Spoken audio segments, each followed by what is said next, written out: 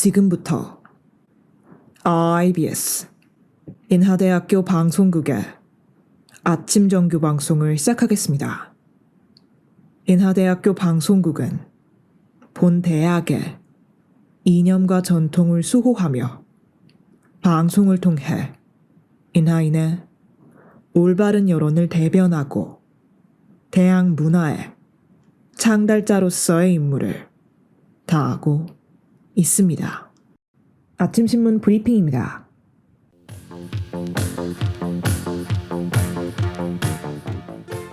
어제자 조선일보 헤드라인 기사입니다. 정부가 확진자 수와 중증 환자 비율 증가로 백신 추가 접종 시기를 단축합니다. 인구 대비 예방접종률은 78.4%로 높지만 델타 변이 바이러스에 대한 접종 효과가 감소하기 때문입니다. 게다가 우선 접종한 고령층 중심의 돌파 감염이 증가하고 있어 60세 이상 고령층 등은 추가 접종 간격을 4개월로 단축합니다. 또 50대 연령층과 우선 접종 직업군은 5개월로 단축돼 추가 접종 대상자는 기존보다 늘었습니다. 이때 일반인의 추가 접종 우선 예약은 오는 22일부터 시작이며 다음 달 6일 이후부터 접종이 실시됩니다. 한편 중앙방역대책본부는 이스라엘에서 확진율이 추가 접종자는 10분의 1만큼 감소한 것을 확인했다고 전했습니다.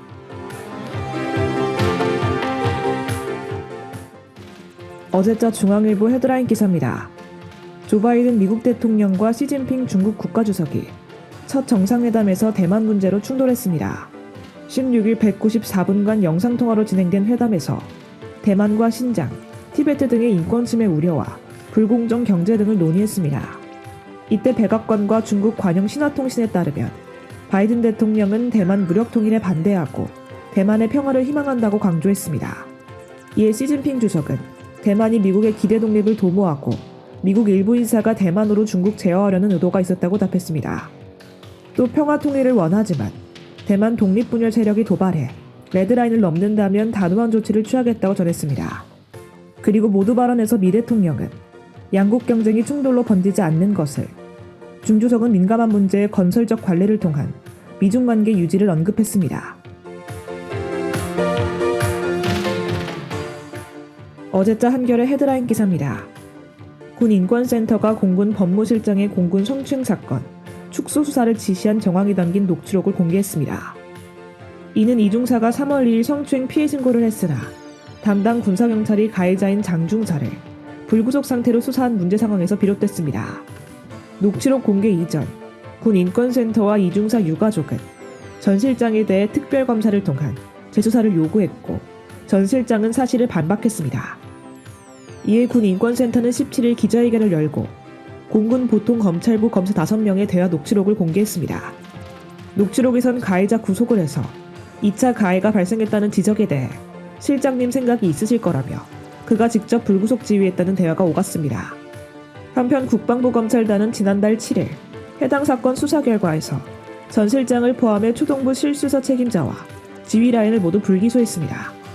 지금까지 아침신문 브리핑의 이유진이었습니다.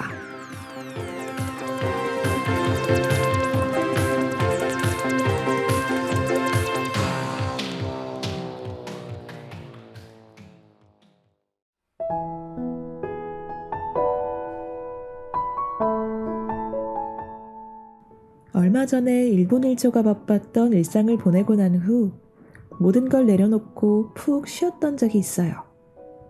열심히 쏟은 에너지를 다시 충전하면서 말이죠. 혼자만의 시간, 그리고 날도 추워져 이불 속에만 쏙 있던 시간. 이런 시간이 계속 길어지고 점점 제 일상이 되었는데요. 끝까지 힐링되는 시간이었을까요? 오히려 기운도 없어지고 모든 게 귀찮아졌어요. 무기력함 그 자체가 되어버렸죠. 휴식도 과유불급이라는 걸 깨달은 저는 사소한 행동이어도 좋으니 어떻게든 움직이려고 노력했습니다. 신나는 노래를 들으면서 밖에 나가서 장도 보고 맛있는 요리도 만들고 틈틈이 산책도 하고 그랬죠. 물론 체력적으로 힘들고 바쁠 땐 어느 정도 푹 쉬는 게 중요하지만 오히려 가만히만 있는 것보다 활기차게 움직이면서 긍정적인 힘을 얻게 됐어요. 여러분도 힘차게 건강한 하루를 보내시길 바랄게요.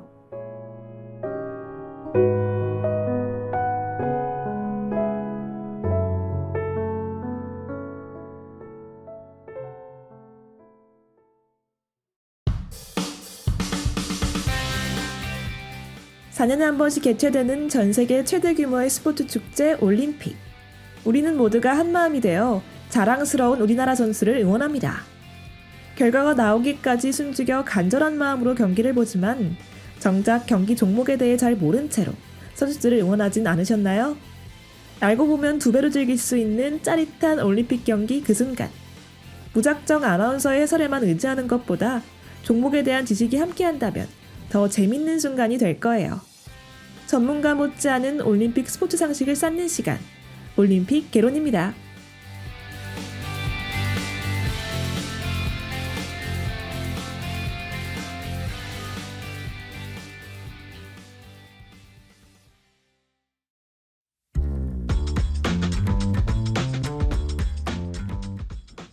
고글이 달린 헬멧과 긴 스키를 신은 한 선수가 있습니다.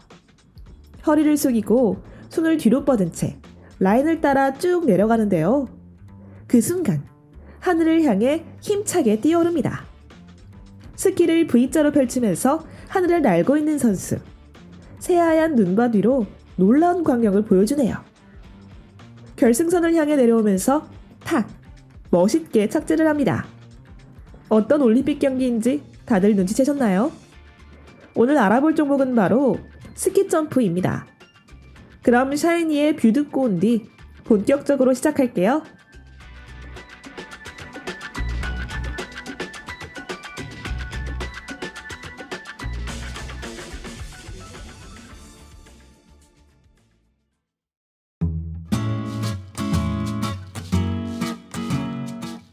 스키 점프는 하늘 높이 점프하여 가능한 멀리 날아가서 착지하는 스포츠예요. 시속 90km가 넘는 속도로 급경사인 점프대를 타고 내려오다가 도약대에서 힘차게 날아오르고 착지를 하게 되죠. 단계별로 동작을 살펴보면 도약, 비행, 그리고 착지로 나눌 수 있어요. 하늘을 날고 싶은 인간의 욕망을 스포츠화한 스키점프. 이러한 스키점프의 기원은 1808년으로 거슬러 올라갑니다. 노르웨이의 올레 렌은 스키를 신고 작은 언덕에서 약 10m를 뛰었다고 해요. 그리고 1차 세계대전 이후로 스키점프 기술을 발명하고 기술을 정교하게 다듬기 시작하면서 오늘날의 스키점프가 탄생했죠. 그럼 하늘을 날아오르는 짜릿한 스키점프에 대해 낱낱이 알아볼까요?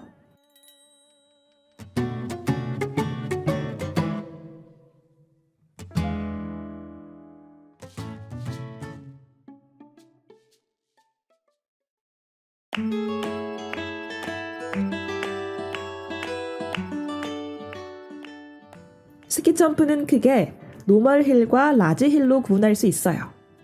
도약대의 거리에 따라서 짧으면 노멀힐, 길면 라지힐이죠. 여기에 올림픽 세부 종목으로 남자 노멀힐과 라지힐, 그리고 여자 노멀힐과 남자 단체로 나뉘는데요. 다가오는 2022년 베이징 동계올림픽에선 혼성 단체전까지 추가된다고 해요.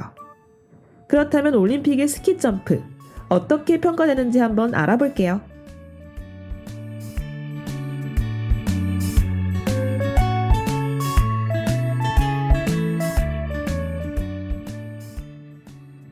단순히 멀리 뛰기만 하면 좋은 점수를 받을까요? 스키점프는 가능한 멀리 뛰어야 하니까 당연히 비행거리도 중요하죠. 하지만 이게 다가 아닌데요. 여기에 자세 점수도 반영돼요. 도약, 비행, 착지 이렇게 단계별로 말이죠. 공중 동작에서의 아름다운 비행 자세. 어떻게 비행하는지 그 자세도 평가 기준에 해당합니다.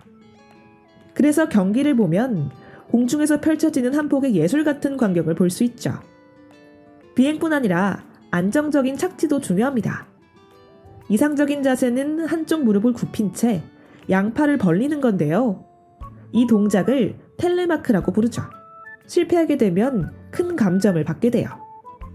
이렇게 자세 점수에 대해 5명의 심판이 도약, 비행, 착지 각각 20점 만점으로 채점해서 총 60점 만점으로 평가합니다. 그래서 비행거리와 자세 점수를 합산해 순위를 정하게 되죠. 단순히 멀리 날아간 점수로만 순위를 결정하는 줄 알았는데 생각보다 세밀하게 평가되네요. 이쯤에서 되는 쉐이의 굿띵스 듣고 온 뒤 계속 이어갈게요.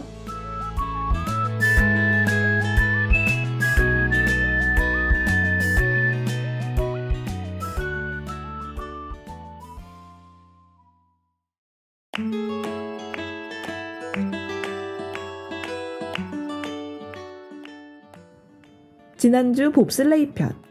체중이 무거울수록 가속도가 붙어 더 좋은 결과를 얻는다고 했는데요. 그렇다면 스키 점프는 어떨까요? 봅슬레이와 반대로 가벼울수록 더 멀리 나간다고 해요.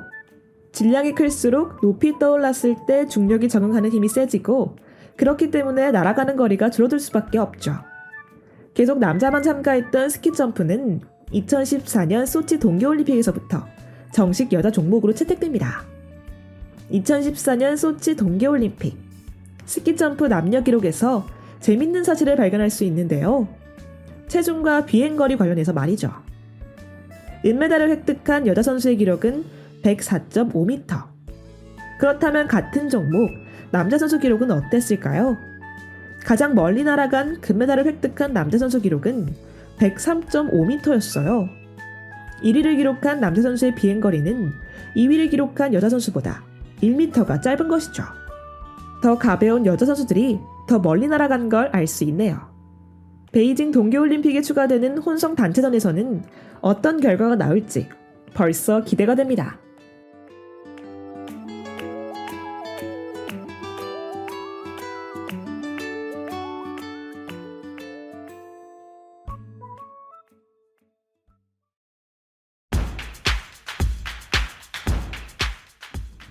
스키점프 선수가 레일을 따라서 11자 자세로 활강합니다. 자, 이제 높게 날아오르는 순간이에요. 이때 스키를 11자와 V자, 어떤 자세로 취해야 더 멀리 날아갈 수 있을까요? 정답은 V자입니다. 스키의 앞부분은 벌리고 뒷부분은 붙여서 V자를 만들게 되면 더 멀리 비행할 수 있어요.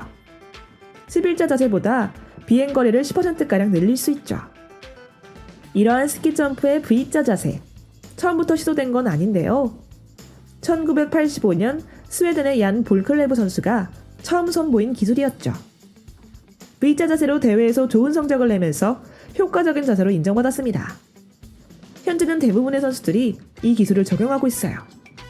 더 높이, 더 멀리, 시원하게 하늘을 날기 위해 끊임없이 발전하는 훌륭한 스포츠인 것 같네요.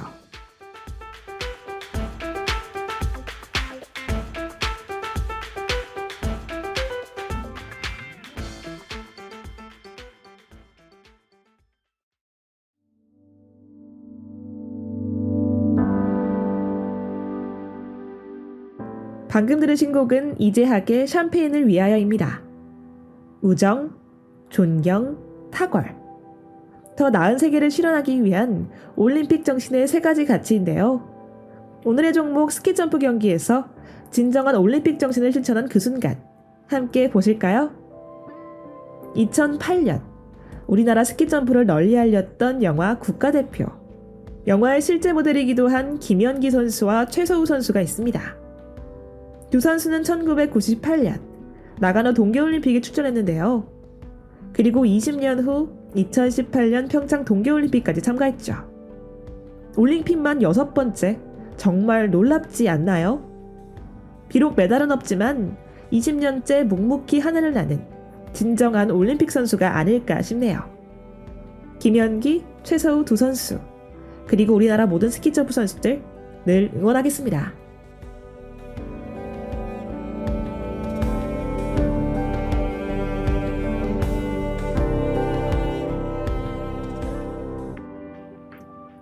오늘의 종목 스키점프. 다들 새로운 지식 많이 얻으셨나요? 정말 멋있는 종목인 만큼 이번 겨울 시원하게 스키에 도전하고 싶네요. 다음 주에 만나게 될 마지막 종목도 기대해주세요. 그럼 체리 필터의 오리날다 들으며 올림픽 개론 여기서 마치겠습니다.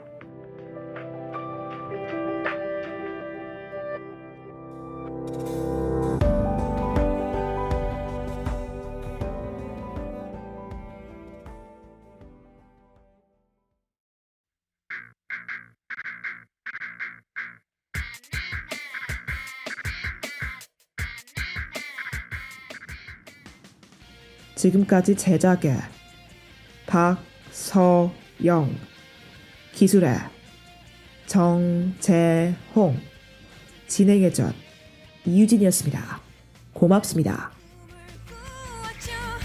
네모난 달이 떴죠 하늘 위로